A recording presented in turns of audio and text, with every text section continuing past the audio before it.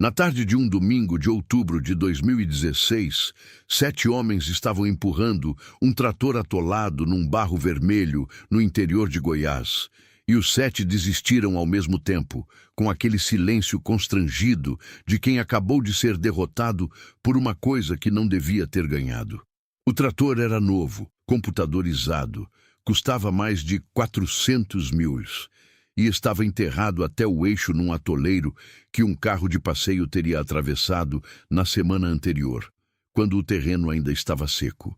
Os 7 homens olharam para o trator, olharam uns para os outros e ninguém disse nada, porque não havia nada para dizer que não soasse como desculpa. O dono do trator se chamava Wellington Borges. 44 anos, produtor de soja, terceira geração de uma família que tinha aberto aquela fazenda quando a região ainda era cerrado bruto, sem estrada e sem energia elétrica. Wellington tinha herdado a fazenda do pai e tinha feito o que a geração dele fazia, modernizado tudo. Trator novo com piloto automático por GPS, pulverizador autopropelido, colheitadeira que conversava com o computador do escritório. Wellington acreditava na modernização porque a modernização tinha funcionado, tinha aumentado a produtividade, tinha reduzido o custo por hectare, tinha transformado uma fazenda média numa operação respeitável. O trator tinha atolado por um erro de avaliação que Wellington reconhecia ter sido dele. Tinha chovido forte na sexta e no sábado. No domingo de manhã, o céu tinha aberto e Wellington tinha decidido que dava para começar a preparação de um talhão que precisava ser plantado dentro da janela ideal. Tinha mandado o operador levar o trator pelo caminho de sempre, que cortava uma baixada. A baixada parecia firme na superfície. Não estava. Os primeiros 2 metros de barro vermelho seco escondiam uma camada saturada de água embaixo, e o trator de 8 toneladas tinha rompido a crosta superficial e afundado. O operador tinha tentado sair com tração nas 4 rodas. As 4 rodas tinham girado e cavado, afundando o trator mais ainda. Wellington tinha chegado com a caminhonete, avaliado a situação e chamado os trabalhadores da fazenda. 7 homens com cordas e tábuas e a força dos braços. Tinham tentado por 2 horas. Tinham colocado tábua embaixo das rodas, tinham cavado o barro da frente, tinham puxado com a caminhonete até a caminhonete começar a aquecer e patinar. O trator não tinha se movido o suficiente para importar. Wellington estava no telefone, tentando localizar um trator maior para fazer o reboque quando a Toyota Bandeirante apareceu na estrada de terra. Não era exatamente uma surpresa que fosse uma Bandeirante, porque o homem que dirigia era conhecido na região e a Bandeirante era conhecida junto com ele. O homem se chamava Sebastião Quirino, tinha 74 anos e era vizinho de fazenda dos Borges, desde antes de Wellington nascer. Sebastião tinha uma propriedade menor do lado leste, criava gado de leite, plantava um pouco de milho para silagem e fazia tudo do jeito que sempre tinha feito, com uma teimosia que os mais novos chamavam de antiquada e que os mais velhos chamavam de sabedoria, dependendo do humor e da situação. A Toyota Bandeirante era de 1968. Uma das primeiras montadas no Brasil, modelo de cabine fechada, cor que tinha sido cinza e continuava sendo uma versão honesta desse cinza depois de quase 50 anos. Sebastião tinha comprado a Bandeirante usada nos anos 70 e nunca tinha tido outro veículo de trabalho desde então. O motor era o original, um diesel Mercedes-Benz OM324, que a Toyota usava naqueles primeiros anos de produção brasileira. 4 cilindros, robusto além do razoável, projetado numa época em que durabilidade era prioridade acima de conforto e de economia. Sebastião parou a Bandeirante a uma distância respeitosa do atoleiro, desceu devagar, com a deliberação dos 74 anos, e ficou olhando para a cena. O trator novo enterrado. Os 7 homens parados e derrotados. As tábuas espalhadas. A caminhonete encostada com o capô aberto para esfriar. Wellington no telefone. Sebastião não disse nada por um momento. Só olhou. Depois caminhou até a beira do atoleiro, agachou com algum esforço, enfiou os dedos no barro vermelho e sentiu a consistência, a profundidade da crosta seca, a textura da camada saturada embaixo. Levantou, limpou os dedos na calça e olhou para Wellington, que tinha terminado a ligação. "Boa tarde, seu Sebastião", disse Wellington.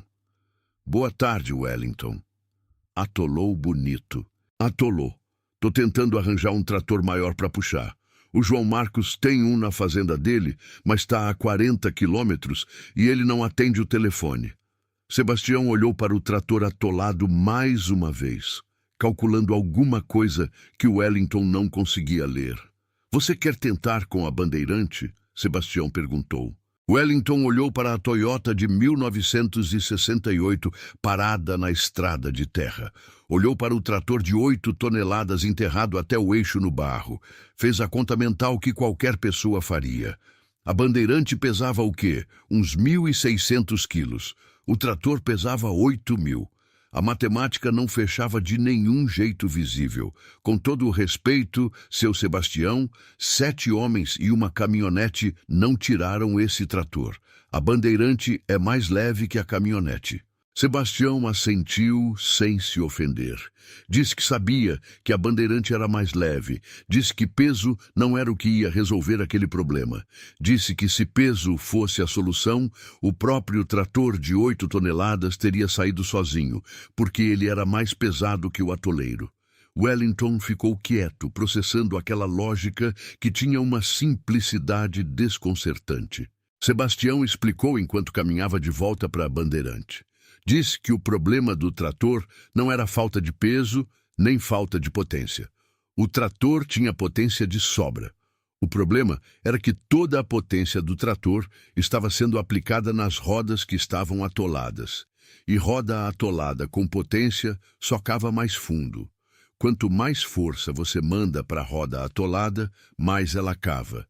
Era física simples que todo mundo sabia, mas que ninguém aplicava na hora do desespero. A solução, Sebastião disse, não era empurrar nem aplicar mais força no trator. Era puxar de um ponto firme, com força aplicada devagar e constante, de um ângulo que arrancasse o trator do barro, em vez de tentar fazer as rodas atoladas trabalharem. Sebastião subiu na Bandeirante e a posicionou. Não em linha reta com o trator, num ângulo, e não no terreno mole perto do atoleiro, mas recuada até onde o chão era firme de verdade, mais longe do que parecia necessário. Engatou a Bandeirante na primeira reduzida. Aquela marcha que praticamente não move o veículo, mas que multiplica o torque de uma forma que desafia a intuição de quem nunca operou veículo antigo de trabalho. Depois desceu e pegou um cabo de aço da carroceria da Bandeirante. Não um cabo qualquer, um cabo grosso, com olhais reforçados nas pontas, que tinha a aparência de ter sido usado muitas vezes e cuidado entre os usos. Sebastião caminhou até o trator, escolheu o ponto de engate com atenção, não na frente, não atrás, mas num ponto do chassi que ele claramente sabia ser estrutural, e prendeu o cabo. Voltou, prendeu a outra ponta na Bandeirante e verificou as 2 conexões 2 vezes. Os 7 homens estavam olhando. Wellington estava olhando. Havia no ar aquela mistura de ceticismo e curiosidade que existe quando as pessoas esperam um fracasso, mas não têm certeza completa de que vai ser fracasso. Sebastião pediu para todo mundo recuar. Disse que se o cabo arrebentasse ia vir com força. Todo mundo recuou. Subiu na Bandeirante. Olhou pelo retrovisor o ângulo do cabo. Ajustou a posição da Toyota um pouco. Olhou de novo. Quando ficou satisfeito, soltou a embreagem devagar, muito devagar, num controle de pedal que só vem de décadas de operar o mesmo veículo. O cabo foi ficando tenso. A Bandeirante não saltou para frente. não patinou. As rodas, que também tinham correntes que Sebastião usava no período de chuva sem que ninguém tivesse percebido até aquele momento, mordiam o chão firme onde a Toyota estava posicionada. O motor de 1968 baixou a rotação sob a carga, aquele ronco grave de diesel sem turbo que parece reclamar e trabalhar ao mesmo tempo, e segurou. Não morreu. Não acelerou descontrolado. Segurou numa rotação constante, aplicando força através do cabo de um jeito completamente diferente de tudo que os 7 homens e a caminhonete tinham tentado. Por 10 segundos, nada visível aconteceu. O cabo estava tenso, a bandeirante estava firme, o trator estava parado. Wellington prendeu a respiração sem perceber que estava prendendo. Então, o trator se moveu. Não foi as rodas do trator que se moveram. Foi o trator inteiro, deslizando para trás e para o lado, arrancado do barro pelo ângulo de tração que Sebastião tinha calculado. O barro vermelho, ao redor das rodas atoladas, fez aquele som de sucção que o atoleiro faz quando libera o que estava segurando, e o trator emergiu, centímetro por centímetro, não pela própria força, mas puxado por um veículo de 1968 que pesava 1/5 do que ele pesava. Sebastião manteve a embreagem solta no mesmo ponto, a rotação constante, a tração firme. A bandeirante continuou avançando devagar e o trator continuou saindo. Meio metro, 1 metro. As rodas atoladas, agora sem peso suficiente sobre elas para continuarem afundando, começaram a encontrar a crosta firme. Quando o trator estava com as rodas traseiras já sobre terreno mais firme, Sebastião parou, desceu, soltou o cabo e disse para o operador tentar ligar o trator e dar tração devagar enquanto a bandeirante puxava para completar. O operador subiu no trator. Wellington estava parado olhando com uma expressão que não tinha nome específico, uma mistura de alívio e de algo parecido com humilhação produtiva, o tipo de humilhação que ensina. Com o trator dando tração suave e a bandeirante puxando, o trator de 8 toneladas saiu completamente do atoleiro em menos de 1 minuto. Subiu de volta para o terreno firme, barrento, sujo, mas livre. Os 7 homens não comemoraram exatamente. Ficaram parados com aquela quietude de quem viu algo que reorganizou um pouco a forma como entendiam as coisas. Um deles, o mais velho do grupo, um homem de uns 60 anos chamado Dito, que trabalhava na fazenda desde os tempos do pai de Wellington, foi o único que disse alguma coisa. Disse baixo, mais para si mesmo do que para os outros. Meu avô tirava trator assim, com boi, mas era assim. Pelo ângulo, não pela força. Wellington foi até Sebastião, que estava enrolando o cabo de aço com o cuidado metódico de quem trata cada ferramenta como se fosse durar mais uma década. Como o senhor sabia? Wellington perguntou. 7 homens e uma caminhonete não conseguiram. Como o senhor sabia que a bandeirante conseguiria? Sebastião continuou enrolando o cabo. Disse que não tinha sido a bandeirante que conseguiu, tinha sido o jeito. Disse que a bandeirante era só a ferramenta e que ferramenta sem o jeito certo não resolve. Do mesmo modo que o trator de 8 toneladas, com toda a potência dele, não tinha resolvido porque estava sendo usado do jeito errado, aplicando força onde não devia. Wellington perguntou onde Sebastião tinha aprendido aquilo. Sebastião terminou de enrolar o cabo e o colocou na carroceria da bandeirante.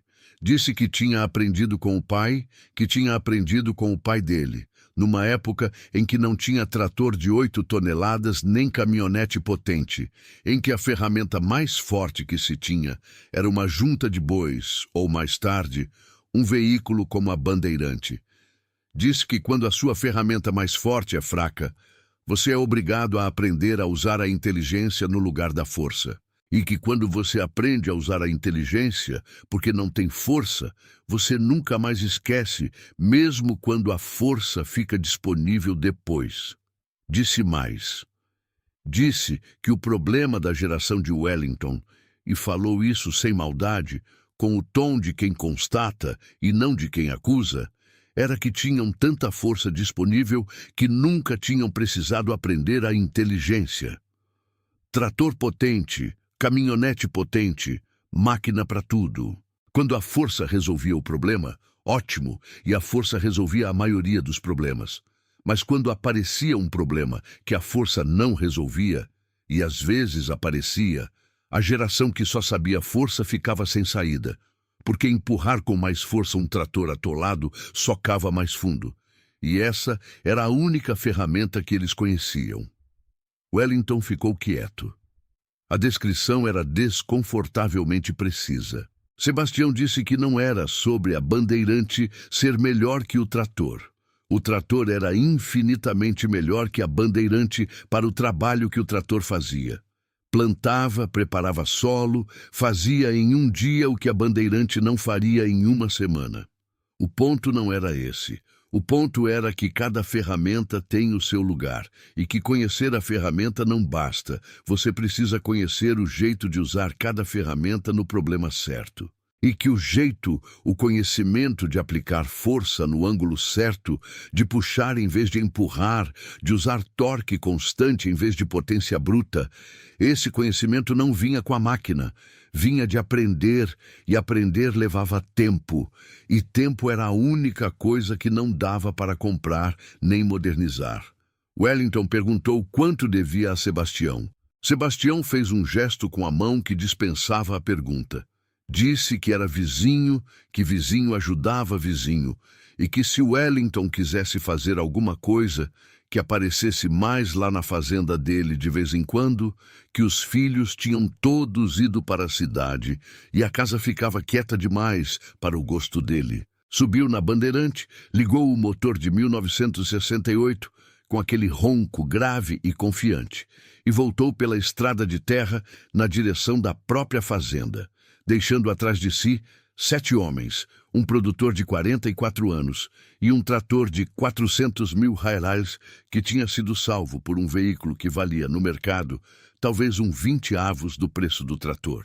Wellington apareceu na fazenda de Sebastião na quinta-feira seguinte. Não levou nada, não pagou nada, só apareceu como Sebastião tinha pedido. Sentaram na varanda, tomaram café e Wellington fez perguntas. Perguntas sobre o ângulo de tração, sobre torque, sobre por que puxar funcionava e empurrar não.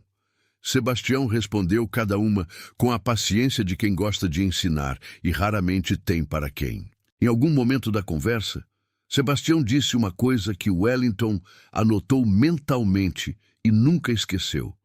Disse que tinha observado, ao longo de 74 anos, que as pessoas confundiam duas coisas que pareciam iguais, mas eram completamente diferentes. Confundiam ter uma ferramenta poderosa com saber resolver problemas. Eram coisas diferentes. A ferramenta poderosa resolvia os problemas para os quais a ferramenta tinha sido feita. Saber resolver problemas resolvia os problemas, incluindo os que apareciam quando a ferramenta poderosa não dava conta. E que a tragédia silenciosa da modernidade era que quanto melhores ficavam as ferramentas, menos as pessoas aprendiam a verdadeira segunda coisa, porque a primeira coisa resolvia tanto que parecia ser suficiente até o dia em que não era. Wellington voltou para a própria fazenda pensando naquilo durante todo o trajeto. Nos meses seguintes, Wellington fez uma coisa que os outros produtores da região acharam estranha. Comprou uma Toyota Bandeirante antiga, de 1972, e pagou um mecânico especializado para deixá-la em condição plena de funcionamento. Os vizinhos acharam que era extravagância, capricho de quem tinha dinheiro sobrando. Wellington deixou eles pensarem.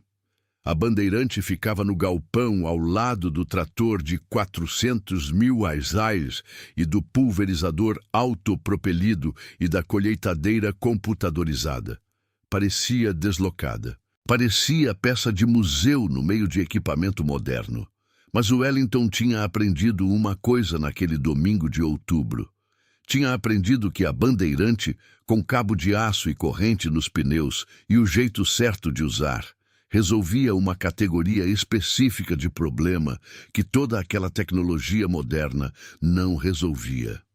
E que ter a ferramenta certa para a categoria certa de problema valia muito mais do que a bandeirante custava. Mais do que isso, Wellington tinha começado a aprender o jeito. Tinha pedido para Sebastião ensinar.